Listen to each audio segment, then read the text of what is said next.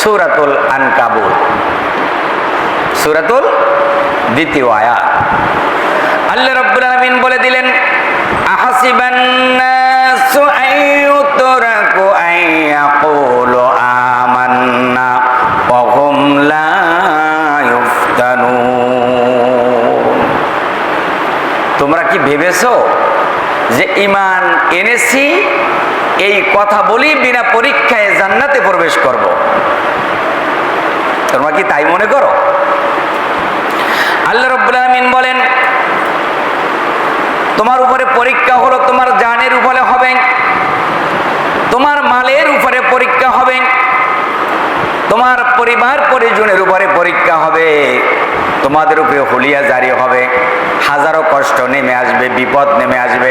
আল্লাহর পথে চলতে গিয়ে আদ-দুনিয়া, রাসূল বলেন আদ-দুনিয়া সিজনুল মুমিনিন ওয়া জান্নাতুল লিল কাফিরিন। মুমিনদের জন্য এই দুনিয়াটা হলো কারাগার। শুধুমাত্র কারাগারকে বোঝানো হয় না, গোটা দুনিয়াটাকে, প্রত্যেকটা কদমকে কারাগার বলা হলো। আপনার প্রত্যেকটা কথাকে সংযত করার জন্য দুনিয়া সিজনুল মুমিনিন ওয়া জান্নাতুল লিল কাফিরিন। মুমিনদের জন্য প্রত্যেকটা কদম, প্রত্যেকটা চোখের পলক, প্রত্যেকটা কথাই হলো এই দুনিয়াটার জীবনটা যেমন কারাগারে, মনে ইচ্ছা যা ইচ্ছা তাই করা যায় না, তেমনি আপনার আমার জীবনটা হলো এমন যে এই দুনিয়ায় যা কিছু মনে চাইবে সব কিছু করা যাবে না, সব কিছু করা যাবে না। আর দুনিয়া সিজনুল মুমিনিন ওয়া জান্নাতুল লিল কাফিরিন। মুমিনদের জন্য দুনিয়াটা হলো একটি কারাগার। এই দুনিয়ার মাসরিক থেকে মাগরিব, শিমাল থেকে জুনুব পর্যন্ত 1 ইঞ্চি আপনার আমার জমিন আপনার জন্য খালি নেই। গোটা দুনিয়াটা হলো কারাগার। আর কাফেরদের জন্য তামাম দুনিয়াটা একটা বেহেশতখানা, দুনিয়ার সেমি বেহেশতখানা হয়ে গেল। কাফেররা মনে যা চায় তাই করে নিবে, কিন্তু মুমিনেরা তা করতে পারবে না। সেজন্য আল্লাহ রাব্বুল আলামিন বলেন, আহাসিবান নাসু আইয়ুতরাকু আইয়াকুলু আমান্না ওয়া হুম লা ইফতানুন। তোমরা কি ভেবেছো যে ঈমান এনেছি এই কথা বলে বিনা পরীক্ষায় পাস করব অথবা বিনা পরীক্ষায় জান্নাতে প্রবেশ করব? তোমরা কি জানো না? তোমরা কি শোনো নাই? আম হাসিবতুম আন তাদখুলুল জান্নাতা, তোমরা মনে করেছো আমরা ঈমান এনেছি, কয়েক রাকাত সালাত আদায় করেছি বা কয়েক ওয়াক্ত নামাজ পড়েছি, আমরা জান্নাতে প্রবেশ করব? অথচ তোমরা জানো না নবীর হাতে হাত ধরে যারা কালেমা পড়ে ইসলাম গ্রহণ করেছিল তাদের উপরে কি কষ্ট, তাদের উপরে কি নির্যাতন, জুলুম, অত্যাচার তাদের উপরে নেমে এসেছিলেন। বুকের উপরে পাথর চাপা দিতেন, অগ্নির ভিতরে, আগুনের ভিতরে ফেলে দিতেন, তেল গরম করে তেলের ভিতরে, তোলের ভিতরে ফেলে দিতেন। এত কষ্ট দেওয়ার পরেও এক চুল পরিমাণ আল্লাহর রাস্তা থেকে তাদেরকে সরাইতে পারে নাই। বন্ধুরা আমার, ভাইরা আমার, ইয়াসিরের পরিবার, ইয়াসির রাদিয়াল্লাহু তাআলা আনহু, আম্মার রাদিয়াল্লাহু তাআলা আনহু, সুমাইয়া রাদিয়াল্লাহু তাআলা আনহা, মহিলাদের মধ্যে সর্বপ্রথম শহীদ হলেন সুমাইয়া রাদিয়াল্লাহু তাআলা আনহা। ইসলাম গ্রহণ করার অপরাধে বাড়ি গাড়ি, জায়গা জমি, ছাগল ভেড়া সব হারিয়েছেন, কিন্তু ঈমান হারান নাই। এত কষ্ট, লাঞ্ছনা, এত কষ্ট, নির্যাতন, জুলুম, অত্যাচারের পরেও এক চুল পরিমাণ আল্লাহর রাস্তা থেকে তাদেরকে সরাইতে পারে নাই।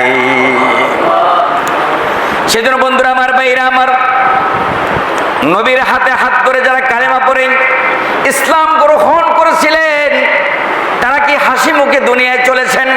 তাদের উপরে কষ্ট নেমে এসেছিল, বিপদ নেমে এসেছিল, মুসিবত নেমে এসেছিল, মামলা, হামলা, হুলিয়া জারি, অনেক কিছু তাদের কষ্ট সহ্য করতে হয়েছে। এত কষ্টের পরেও এক চুল পরিমাণ আল্লাহর রাস্তা থেকে তাদেরকে সরাইতে পারে নাই। তবে কোনো সময় সাহাবীরা সহ্য করতে না পেরে নবীকে বলতেন, মাতা নাসরুল্লাহ, আল্লাহর সাহায্য কখন আসবে? আল্লাহর সাহায্য আসবে কখন? আমরা অধৈর্য হয়ে অনেক সময় বলি না, আল্লাহ তোমার সাহায্য কই? আল্লাহ রাব্বুল আলামিন বলেন, মাতা নাসরুল্লাহ, তোমরা বলো আল্লাহর সাহায্য কখন? আলা ইন্না নাসরাল্লাহি করিব, অতি নিকটে। তবে হ্যাঁ, একটা শর্ত আছে, ওয়ালা তাহিনু ওয়ালা তাহজানু ওয়া আনতুমুল আ'লাউনা ইন কুনতুম মুমিনিন। শর্ত হলো পরিপূর্ণ মুমিন হতে হবে, আংশিক মুমিন হলে চলবে না, আপনার মনের মতন মুমিন হলে চলবে না। আল্লাহ যেভাবে বলেছেন, আল্লাহ রাসূল যেভাবে বলে গিয়েছেন, ওইভাবে জীবনকে যদি করতে পারেন, আল্লাহর বিধিবিধান যদি মানতে পারেন, আল্লাহর হুকুম যদি মানতে পারেন, আল্লাহর সাহায্য দুনিয়াতে ইতিপূর্বে ছিল, এখনো আছে, ভবিষ্যতেও থাকবে। সুবহানাল্লাহ। বন্ধুরা আমার, ভাইরা আমার, আল্লাহ রাব্বুল আলামিন আবার বলেন, ইন্নাল্লাহা লা ইউগাইয়িরু মা বিকাউমিন হাত্তা ইউগাইয়িরু মা বিআনফুসিহিম। যে জাতি তার ভাগ্যের উন্নতি চায় না, যে জাতি তার ভাগ্যের পরিবর্তন চায় না, পরিবর্তনের জন্য চেষ্টা করে না, ও জাতির ভাগ্য আল্লাহ রাব্বুল আলামিনও পরিবর্তন করে না। আল্লাহর এত ঠেকা পড়ে নাই যে কাউকে ধরে হেদায়েত করে তাকে জান্নাতে পৌঁছে দিতে হবে। আল্লাহ আপনাকে বিবেক দিয়েছে। কি দিয়েছে? বিবেক দেন নাই, বুদ্ধি দেন নাই। আপনি কি ইচ্ছে করে আগুনে পা দিবেন, আগুনে ঝাঁপ দিবেন, সাগরে ঝাঁপ দিবেন? তাহলে আপনার বিবেক আছে না? পাগল যে পাগল, মাথায় গোল, পাগল বুঝে না, সে পারে, শিশু পারে আগুনের ভিতরে হাত দিতে, ঠিক না? আপনি কি দিবেন? আপনাকে বিবেক দিয়েছেন। সেজন্য আল্লাহ রাব্বুল আলামিন বলেন, আম হাসিবতুম আন তাদখুলুল জান্নাতা ওয়ালাম্মা ইয়াতিকুম মাসালুল লাযিনা খালাউ মিন ক্বাবলিকুম মাসাদহুমুল বাসা ওয়াদ-দাররাউ ওয়া যুলজিলু হাত্তা ইয়াকুলার রাসূলু ওয়াল্লাযিনা আমানু মা'হু মাতা নাসরুল্লাহ আলা ইন্না নাসরাল্লাহি করিব।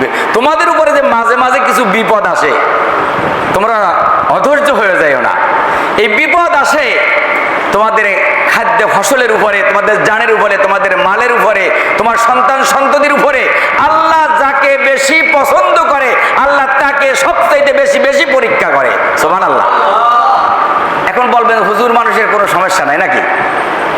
এটা বলবেন না। আল্লাহ যাকে বেশি পছন্দ করে, আবার বলছি, আল্লাহ যাকে বেশি পছন্দ করে, আল্লাহ তাকে সবচাইতে বেশি পরীক্ষা করেন। আর এই পরীক্ষায় উত্তীর্ণ হতে পারলেই আপনি কামিয়াবি। সুবহানাল্লাহ। হাজারো ব্যথা বেদনার পরে ফিরে আসুনি তুমি আপন ঘরে, দিনের আলো তুমি ছড়িয়ে দিতে চলে গেলে মদিনায় মক্কা ছেড়ে। হে রাসূল তোমাকে ভুলি আমি কেমন করে, হে রাসূল তোমাকে ভুলি আমি কেমন করে। হাজারো ব্যথা বেদনার পরে ফিরে আসুনি তুমি আপন ঘরে, দিনের আলো তুমি ছড়িয়ে দিতে চলে গেলে মদিনায় মক্কা ছেড়ে। হে রাসূল তোমাকে ভুলি আমি কেমন করে। খেয়ে না খেয়ে দিন প্রচারের কাজে নিজেকে দিয়েছে বিলিয়ে, তায়েফের কাফেরেরা চিনল নাই আলো, দুঃখ বেদনা দিল। খেয়ে না খেয়ে দিন প্রচারের কাজে নিজেকে দিয়েছ বিলিয়ে, তায়েফের কাফেরেরা চিনল না এ আলো, দুষ্ট ছেলেদের পিছু দিল লেলিয়ে। পাথরের আঘাতে কত বেগ কত হয়ে সারা শরীর থেকে রক্ত ঝরে। হে রাসূল তোমাকে বলি আমি কেমন করে। খেয়ে না খেয়ে দিন প্রচারের কাজে নিজেকে দিয়েছ বিলিয়ে, তায়েফের কাফেরেরা চিনল না এ আলো, দুষ্ট ছেলেদের পিছু দিল লেলিয়ে, পাথরের আঘাতে কত বিক্ষত হয়ে সারা শরীর থেকে রক্ত ঝরে। হে রাসূল তোমাকে ভুলি আমি কেমন করে, হেরারি গুহায় তোমারই ধ্যান, আসমান থেকে নামে আল কোরআন। হেরারি গুহায় তোমারই ধ্যান, আসমান থেকে নামে আল কোরআন। বাংলো সবার ভুল তোমারই পরে, আসলো কোরআনের ছায়া তলে। হে রাসূল তোমাকে ভুলি আমি কেমন করে, খালিদ ওমর আলী আবু বকর ইসলামী ঝান্ডা নিল যে তুলে। হে রাসূল তোমাকে ভুলি আমি কেমন করে। তাহলে এই কষ্ট যে বিপদ, এই যে মুসিবত আপনার আমার উপরে ছিল না, নবীদের উপরেও ছিল? ছিল কি না? ছিল না? নবী আরামে থাকতে পারতেন, একটি মশার ডানা পড়েছিল হারাম, ওই নবীর রক্ত দিয়ে উহুদের মাটি লাল বানিয়ে দিলেন। তাইফের ময়দানে 10 দিন পর্যন্ত অবস্থান করলেন, রক্ত দিয়ে তাইফের মাটি লাল হয়ে গেল। নবীর শরীরের এমন কোন জায়গা নাই যেখানে পাথর নিক্ষেপ করে নাই। নবীজি হাঁটতে পারে না, নবীজি চলতে পারে না। এত কষ্টের পরেও আল্লাহর কাছে শুধু একটা ফরিয়াদ করলেন, আল্লাহ আপনি এমন এক সম্প্রদায়, এমন মানুষের কাছে আপনি আমাকে নবী করে পাঠাইলেন আল্লাহ, যারা নবী চিনে না, সুরে শুনে না, ধর্মের কাহিনী 10টা দিন পর্যন্ত অবস্থান করলাম, একজন মানুষ তো ঈমান আনলো না, বরঞ্চ আমাকে পাথর নিক্ষেপ করে আমার শরীরে রক্তাক্ত করে দিলেন। একদিন নবীজি আমার গোসল করতেছিলেন, আম্মা জান আয়েশা সিদ্দিকা রাদিয়াল্লাহু তাআলা আনহা বলেন, আমি রাসূলের পিঠে বড় বড় গর্ত দেখলাম। আমি হুজুরকে প্রশ্ন করলাম, ইয়া রাসূলুল্লাহ সাল্লাল্লাহু আলাইহি সাল্লাম, ছোটবেলা আপনার কি কোনো বড় ধরনের কোনো অসুখ হয়েছিল কিনা? বলে, আয়েশা রে না, এটা হলো আমার সেই ক্ষত বিক্ষত শরীর। তাইফের ময়দানে 10টি দিন পর্যন্ত তাইফবাসীদেরকে আমি আল্লাহর তাওহীদের দাওয়াত প্রচার করেছিলাম, আমি দাওয়াত প্রচার করেছিলাম। তাইফের কাফেররা সহ্য করতে পারে নাই, পাথর নিক্ষেপ করে আমার শরীরকে ক্ষত বিক্ষত করেছে। আজও শরীরে ওই পাথরের দাগ পর্যন্ত আজও শরীরে আমার দেখা যায়। তাহলে কষ্ট কি আপনার আমার উপরে না নবীদের উপরে ছিল?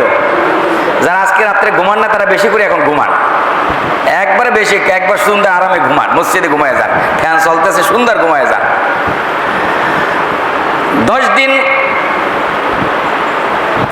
দিন মক্কা থেকে মদিনায়, এর মাঝখানে তাইফে নবীজি তাইফে অবস্থান করলেন। তাইফবাসীদেরকে বললেন, ও তাইফবাসীরা, আব্দে আলীল মাসুদ সাকিব এদেরকে বুঝিয়ে বললেন, তোমরা তো নেতা, অন্তত একজন তোমরা ঈমান আনো, একজন হলেও তোমরা ঈমান আনো। ঈমান তো আনলো না, ঈমান আনলো না, নবীকে পাথর নিক্ষেপ করলেন। মক্কার দুষ্ট ছেলেদেরকে নবীর পিছনে লেলিয়ে দিলেন। নবীর পিছনে লেলিয়ে দিয়ে বললেন, আমাদের দেশে একটা পাগল নাম তার মুহাম্মদ, নাউজুবিল্লাহ, আর একটু আসতে বলেন, আমাদের দেশে একটা পাগল নাম তার মুহাম্মদ। নবী কি পাগল? নবীজি কি পাগল? আমার নবীর চেহারা মুবারক যারা দেখেন নাই, স্বপ্নেও দেখেন নাই, তারা তো বুঝবেন না। আম্মা জান আয়েশা সিদ্দিকা রাদিয়াল্লাহু তাআলা বলেন, যারা ইউসুফ আলাইহিস সালামের চেহারা দেখে, একদল মেয়েরা যখন ইউসুফ আলাইহিস সালামের চেহারা দেখে তারা আকৃষ্ট এমন ভাবে হয়েছিলেন যে চেহারা দেখতে গিয়া, ওই চেহারার সৌন্দর্য দেখতে গিয়া তারা প্রত্যেকের হাতে একটা ছুরি, একটা আপেল দেওয়া হলো। জুলাইকা বলল, আমি যে কেন প্রেমে পড়লাম তোমরা দেখো, ওই যে দেখো ইউসুফকে দেখো, ইউসুফের দিকে তাকাও, ওই যে আসতেছে আমার ঘরের ইউসুফ, ইউসুফের দিকে তাকাও আর আপেল কাটতে শুরু করে দাও। প্রত্যেকে আপেল কাটা শুরু করলেন। আপেল কাটতে গিয়ে নিজের হাত কেটেছেন, কিন্তু হাত কেটেছেন তারা কখনো টের পান নাই, ইউসুফ আলাইহিস সালামের চেহারার দিকে তাকিয়ে আছেন। সুবহানাল্লাহ। এটা যদি হয় সাধারণ এই দুনিয়াতে কোনো নবী, কোনো রসুলের সৌন্দর্য চেহারা, তা আমার আল্লাহ আমার কেমন। সুবহানাল্লাহ। আম্মা জান আয়েশা সিদ্দিকা রাদিয়াল্লাহু তাআলা বলেন, যারা ইউসুফ আলাইহিস সালামের চেহারা মুবারক দেখে যারা আপেল কাটতে গিয়ে আঙ্গুল কেটেছিলেন টের পান নাই, আপেল কাটতে গিয়ে হাত কেটেছিলেন টের পান নাই, ওরা যদি আমার নবীর চেহারা মোবারক যদি ওরা দেখতো, ওরা শুধু আপেল কাটতো না, ওরা কলিজা কেটে ফেলে দিত, তারপরেও তারা টের পেত না। কি এক নবী আমরা পেলাম, পূর্ণিমার চাঁদের চেয়ে সুন্দর। আর তার চরিত্র সম্পর্কে আল্লাহ বলে, ওয়াইন্নাকা লাআলা খুলুকিন আযীম, ও নবী আপনি উত্তম চরিত্রের অধিকারী। সুবহানাল্লাহ। লাকাদ কানা লাকুম ফি রাসূলিল্লাহি উসওয়াতুল হাসানা, তোমাদের জন্য সবচেয়ে উম্মতের জন্য শ্রেষ্ঠতম মডেল হলো বিশ্বনবী। সুবহানাল্লাহ। বিশ্বনবী হলো উম্মতের জন্য মডেল। উম্মতের জন্য কি? দুনিয়ায় আর কোনো নাই, এমন কোন নেতা নাই ওই নেতার অনুসরণ করলে জান্নাতে যাওয়া যাবে। 71 সালের এক নেতার কোট পরেছে, এই গরমের সিজনে ওই নেতারা তাই এই কোট পরতো। এখন যদিও নাই, পালাইছে, সব পালাই গেছে, কিন্তু ওই কোট তারা ছাড়ে নাই। তারা নেতার আদর্শ করে, আমার অমুক নেতার সৈনিক, অমুক নেতার সৈনিক। না না না, আমরা আল্লাহর সৈনিক, নবীর আদর্শ। বুঝতে পারেন না? আমরা আল্লাহর সৈনিক। কার সৈনিক? আর আদর্শ হিসেবে মুহাম্মদ সাল্লাল্লাহু আদর্শ হিসেবে মুহাম্মদ রাসূলুল্লাহ সাল্লামের জীবন, পুরো জীবনটা হলো উম্মতের জন্য মডেল। সেজন্য আমার আল্লাহ পাক জানিয়ে দেন, লাকাদ কানা লাকুম ফি রাসূলিল্লাহি উসওয়াতুন হাসানা। তোমরা যদি এই পৃথিবীতে যদি আদর্শ হিসেবে গ্রহণ করতে হয়, বিনা দলিলে আমার নবীর আদর্শ তোমরা গ্রহণ করো।